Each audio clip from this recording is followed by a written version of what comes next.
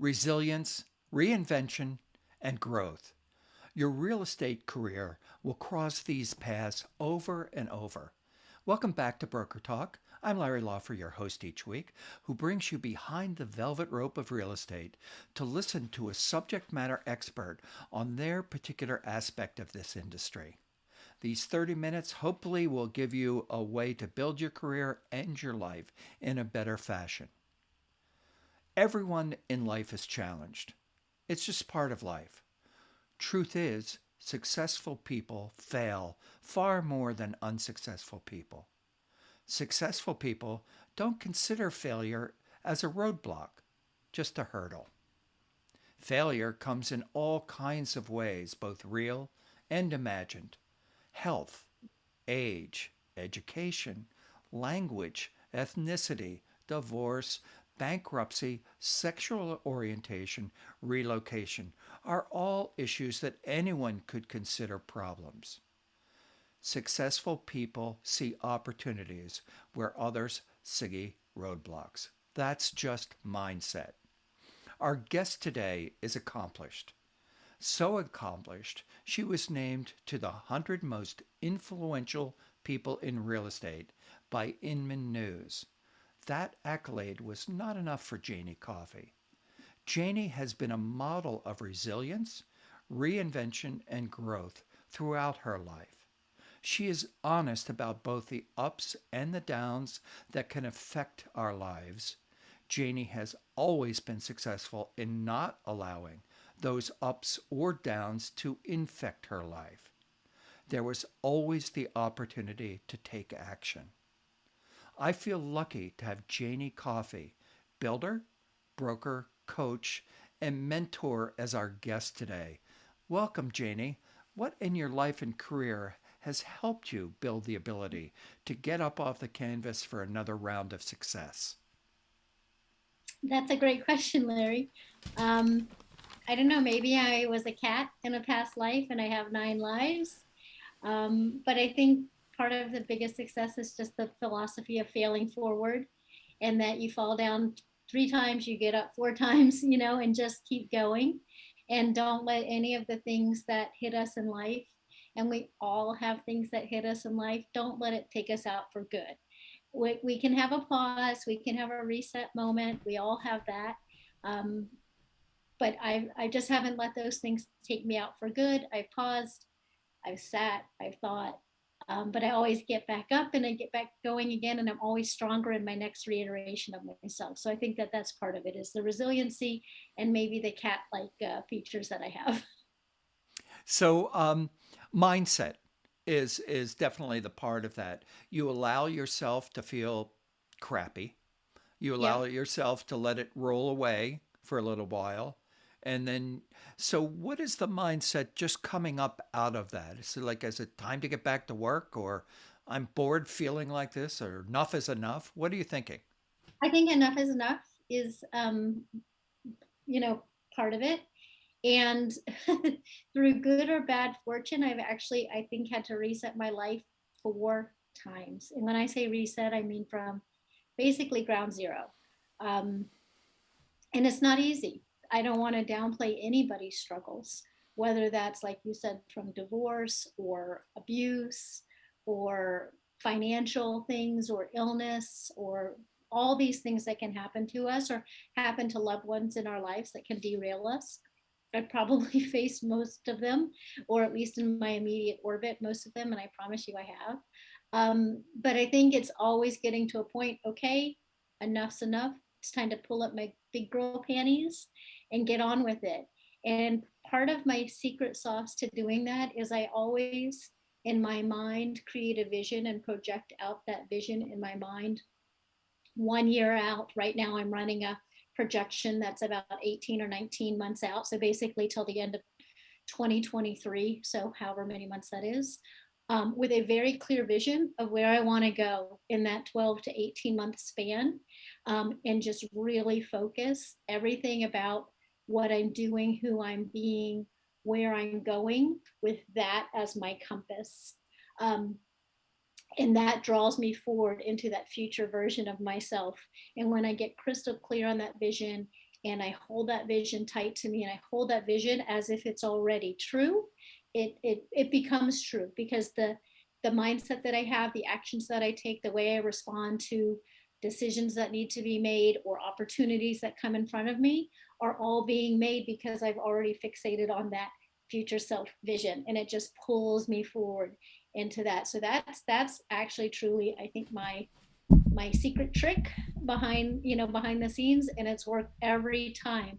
But I have had to pull into myself for a period of time, while I reset, while I process, while I figure things out. But again, like you said, I hit a moment where I say, okay, that's it, enough's enough. Slap myself, a little bit with some fresh water, get clear with that vision, and then that's it. I'm off to the races every single time. So you brought up a couple of interesting points there where you have a plan and yours is written 19 months out. So many people write plans all the time, great big long plans. And this year I'm going to do this, and then they never revisit it. So That's the thing. what I hear you saying is not only do you have that plan, like my plan is to retire in 4.5 years. So that's always on the outside, but what do I do today to affect that? And even when I feel at my worst, maybe I imagine I'm on that beautiful water that's behind you, just Yeah. walking around. But what is it on a daily basis that Yeah. helps you get out of that? Yeah. The So for bear. A, I get crystal clear. I don't just say I want to retire in 4.5 years. My version of that would be, I'm going to retire in 4.5 years. I'm going to have this much in the bank. I'm going to have this much coming in as passive income. The way that's going to happen is this, and this is going to happen. This is how I interact with the people in my life in 4.5 years. This is where I'm living in 4.5 years. This is what I'm hearing. I'm hearing the waves crashing on my oceanfront house in 19 months from now. And I'm super clear. So, like, it truly becomes in my being. And then every day in the morning when I wake up, I have a whole entire morning routine that has gratitude, has sending out kind of good vibes to people.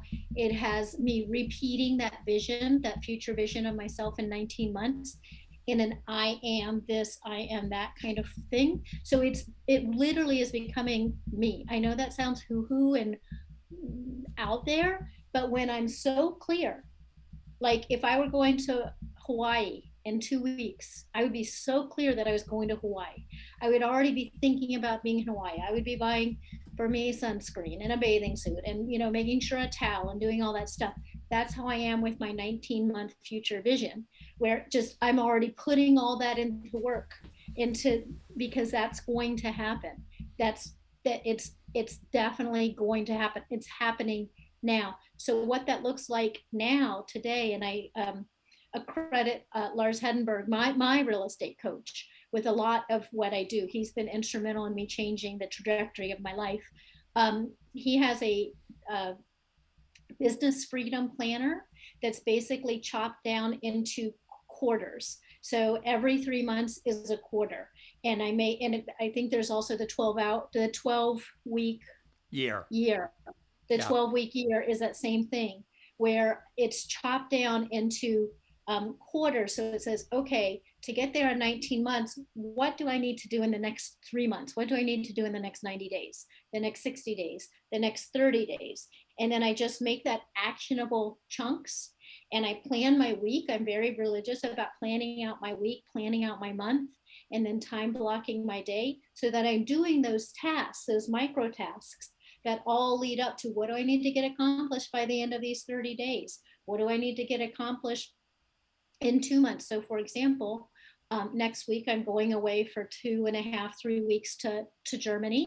And so there's certain things I want to get done before I leave next Friday that I'm going to get done, because that's going to set me up so that when I come back, 3 months after or 3 weeks after I leave, that those things are going to be in place and I'm going to be productive for the 3 weeks that I'm gone.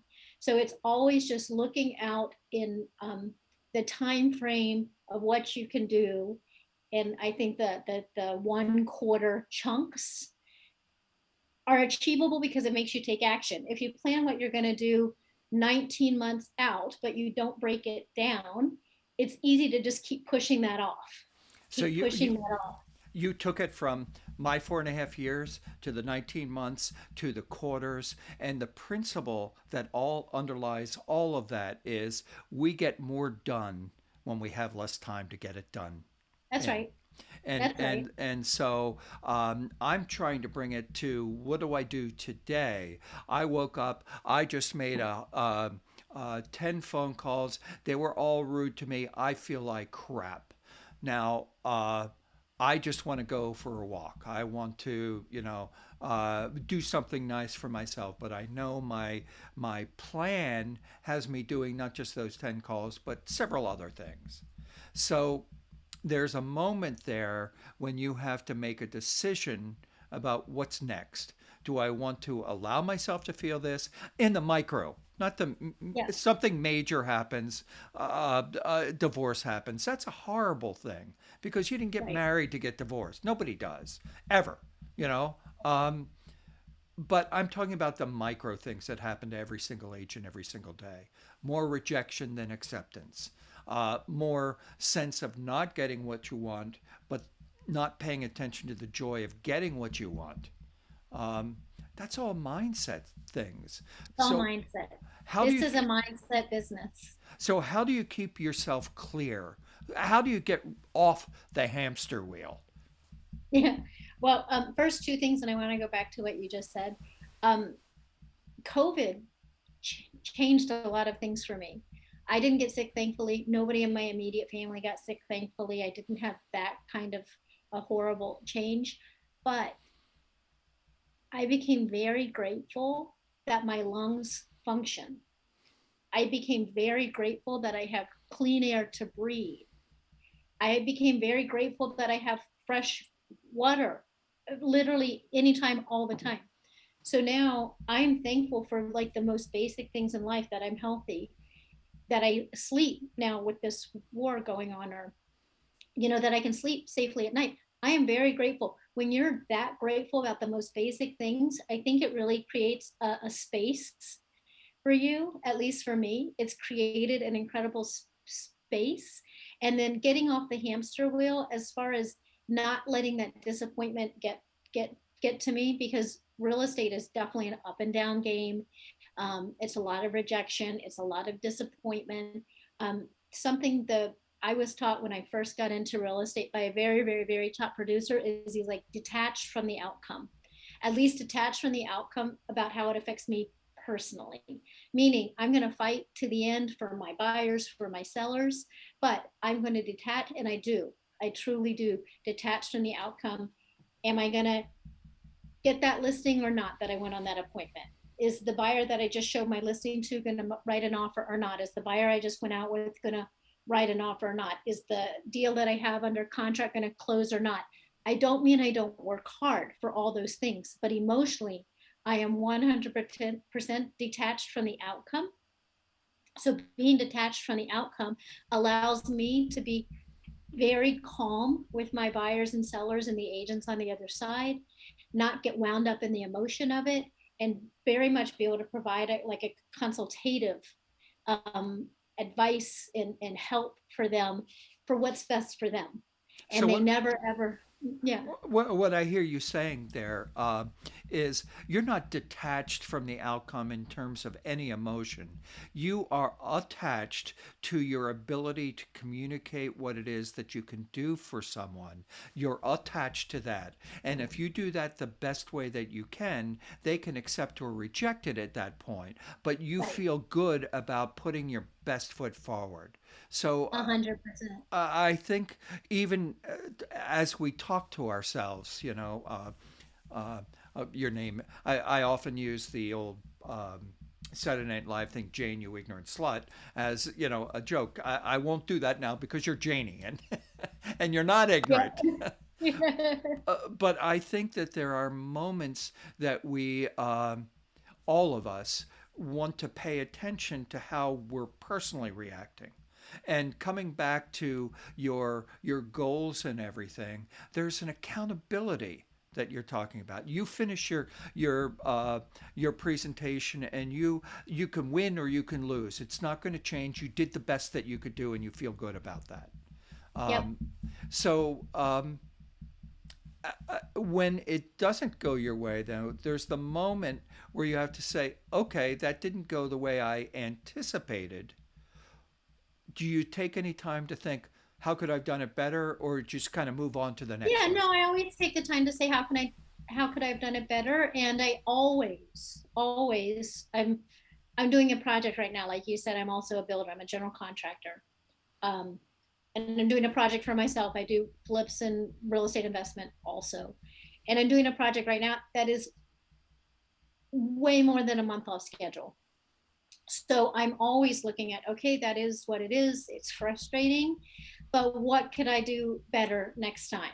I'm always reflecting. And if I don't get a listing when I've gone on a listing appointment, I always connect with the seller, thank them for having me, you know, considering me. And I always ask them, I say, hey, I always want to learn from everything that I do. Is there something that you could share with me why you made that decision that you made, or why and I've learned all kinds of crazy things, Larry. One person said, well, the other person walked around with a notepad and took notes all the time. Like I generally don't take notes when I'm with the people because I want to be paying attention to them. But now I always have a notepad in my bag in case I think I want to whip it out and take some notes. So I do always ask, how can I improve? What could be different? And sometimes I wouldn't have changed a thing. Maybe it was on commission because they were willing to do it for a different commission structure. Maybe it was a price that I don't think the market could bear. In that case, I couldn't do anything anyway. Maybe, so yes, I always learn from it. And then I also wanted to kind of go back to your hamster wheel question, because I think that that's really important for real estate agents. And part of that emotion is the hamster wheel, the up and down with emotion that we've been talking about, and the attitude. But also part of the hamster wheel of real estate is we're commission paid. We're paid on commission, meaning if we close a deal, we Yeah, get paid. If we won't yeah, close a deal, we yeah, don't get paid. yeah. And so part of what I've been working on to get off that hamster wheel is I think many agents were not great at saving money. We're not great at investing money. We're not always great at paying taxes. We're just not great at setting ourselves up um, healthily, financially. Um, and so part of my mission is to get that message out to real estate agents earlier on in their career, or at any point in their career, about finding other ways to plan, because there is going to be a time where you want to slow down, you want to retire, you want to travel more, you want to visit more with your kids or your hobbies or your grandkids. So part of what I'm doing with that is structuring my team to pull myself out of the have to be in production cycle, which is what a lot of course, all solo agents are in that. And then even a lot of team leaders still have to be in production to keep the money coming in the door. So I'm working on structuring my team. I'm pretty far along about being able to be completely out of production. I'm also doing investments, like I spoke about. I'm investing in real estate and other investments. I have other stuff going on to help create multiple buckets of income to create that elegant exit strategy, elegant exit plan, rather than sticking my head in the sand like an ostrich and hoping it'll all be okay by the time, I'm ready to slow down. And I or think or that, just or just depending on one niche. You have right. several niche. You are a builder. You have Yeah. been in production. You also coach, and you Yeah. probably speak Yeah. as well. And I think that that is important for real estate agents to not be in the hamster wheel of, I got to make 20 calls. I've got to send out 10 letters. I've got to have 5 appointments. And that is a hamster wheel that doesn't have any what your outcome is. Your outcome is, I want to have 4 listings a month. I want to retire from going out at 7 o'clock at night to make a presentation. Um, those are all, when you have something clear in your head and it's real, like you're describing. That is the way that people become successful, and it is so fleeting. I don't know if you've ever read. There's a Mel. What is her last name? She wrote a book, the 5 second. Uh, Oh, 5 second rule. Sure. Mel Robbins. Mel Robbins. Yeah, Mel Yep, yep, Robbins. And it's like your brain tries to protect you from doing things that are uncomfortable. So if you yep, are about to make the phone call, I shouldn't do it now. Oh, they're not going to want to hear from me. If you trick your brain to making that action a couple of times, after a while it becomes a habit to take an action. yep. Act, Habits act, so important. actions equal emotion. Yep. So it almost doesn't matter what action you take if you're in a bad mindset. Do push-ups. I don't, do something. Go Yep. hug, go hug a dog. You know, um, kiss your wife. Something. Yeah. Yeah. Tony Uh, Robbins talks about making a change in your physiology, right. which is what you said, just Yeah. to have a state change. It can happen like that, but you normally need to change something in your body, whether that's going for a walk, taking some deep breaths, something to pause and pull you out of that spiral that you're in. Hey, let's talk about luxury real estate for a moment. We're both luxury agents. Yep. I'm up here in Boston. You're in Florida.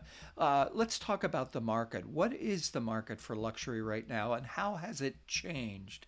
I mean, it's everything is a little bit wacky right now. How is it working in where you are? So I'm in St. Augustine, which is in Northeast Florida along the coast. It's crazy. I mean, it is truly, truly crazy. Just with our shortage of inventory, we're down to, a month's inventory when 4 to 5 months is normal. Um,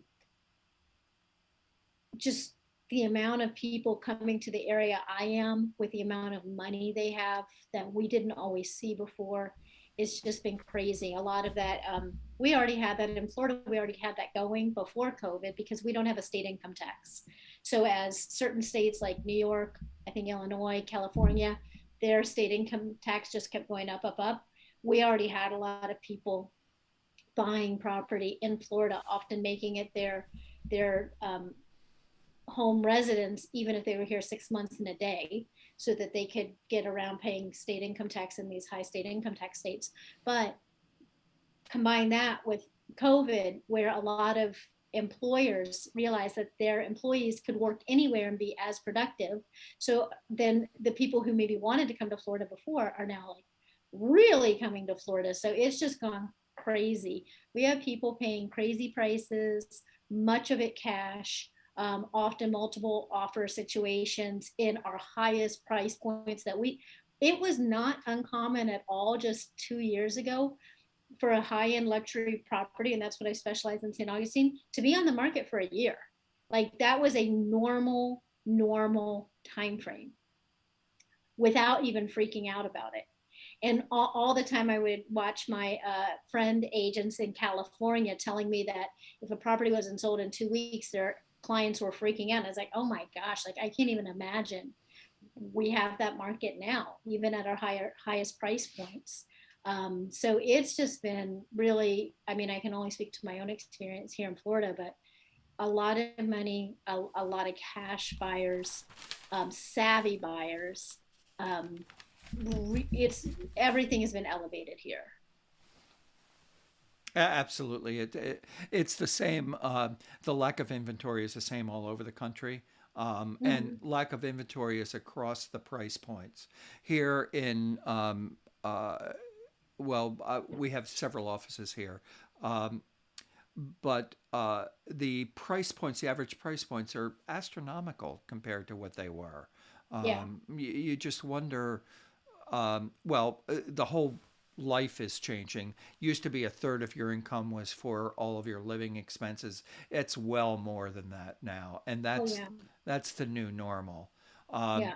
I don't think there has ever been another time, as far as I know, in real estate where there has been this incredible amount of change. There's incredible opportunity for agents who understand what's happening in our industry. We're becoming a meta world of real estate. Everybody Yeah. knows you're looking at the internet. So how can you save income, make income? How can you save Hmm. expenses and make income? How Right. is our industry going to change? It's changing.